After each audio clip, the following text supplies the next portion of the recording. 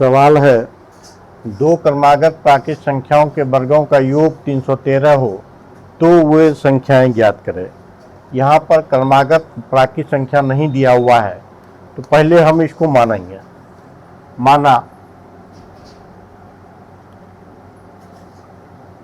क्रमागत प्राकृत संख्या, एक x मानते हैं तो दूसरा आपका हो जाएगा x+1, क्योंकि क्रमागत प्राकृत संख्या जो होती है, जैसे 1, 2, 3, 4, तो प्रत्येक संख्या में से एक जोड़ने पे अगला क्रमागत प्राकृत संख्या हमें प्राप्त हो जाती है। इसलिए x में 1 जोड़े तो x+1 हमें प्राप्त हुआ। तो यहाँ पर दो क्रमागत प्राकृत संख्या x और x+1 लिए हैं। चलिए, यदि आप मेरे चैनल पर नए हैं तो लाइक सब्सक्राइब करना मत भूलिएगा। अब सवाल कर रहा है दो क्रमागत प्राकृत संख्याओं के वर्गों का योग।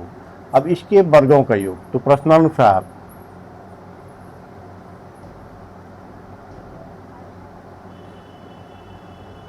इसका वर्ग और इसका वर्ग, दोनों के वर्गों का योग 313 है।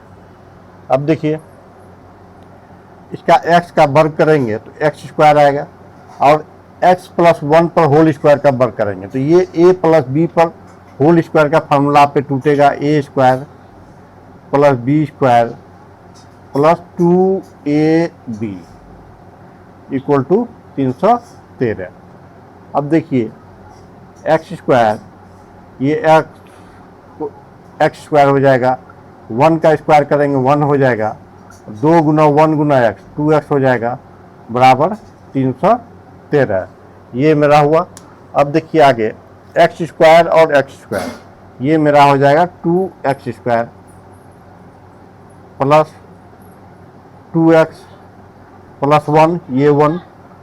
313 को इधर करते हैं तो -313 बराबर 0 हो जाएगा। तो 2x² + 2x, एक में 313 जाएगा तो -312 = 0, इतना हुआ।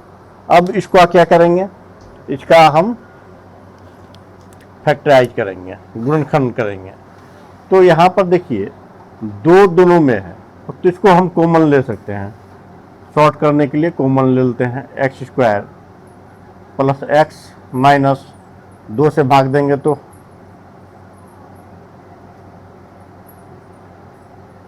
इतना आ जाएगा, यानी इक्वेशन आपका आएगा। इसलिए x² + x माइनस 156 = 0। अब इसका रफ कार्य में करते हैं। यहाँ पर p × q, इस x² के पहले नहीं कुछ है तो ये 1 छिपा हुआ आता है, तो यहाँ पर p × q 1 × -156 बराबर -156, ये आपका रफ वर्क है। अब 156 और p + q में x के पहले +1 है तो ये 1, प्लस जोड़े तो 1 आए और गुना करने पे -156 आना चाहिए। तो ये गुना वाला को हम फैक्टराइज करेंगे पहले, तो कितना आता है 2 से।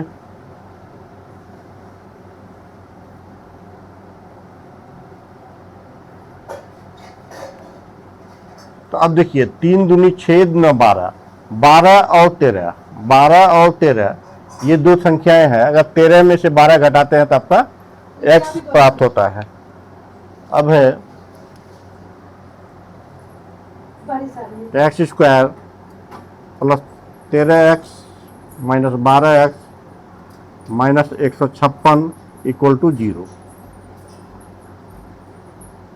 x कॉमन होगा, x + 13 - 12 x + 13 = 0, इतना आया। अब क्या कॉमन आएगा दोनों में से, x + 13 इसमें भी है और इसमें भी है, तो ये हम कॉमन ले लेंगे। कॉमन लेंगे तो कितना आएगा, x + 13 और x - 12 = 0।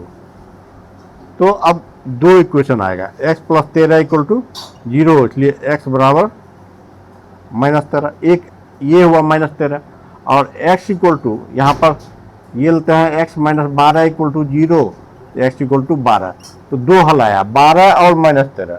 -13 तो ये प्राकृत संख्या है, तो माइनस में तो आंसर होगा नहीं, तो एक प्राकृत संख्या 12 हुआ पहला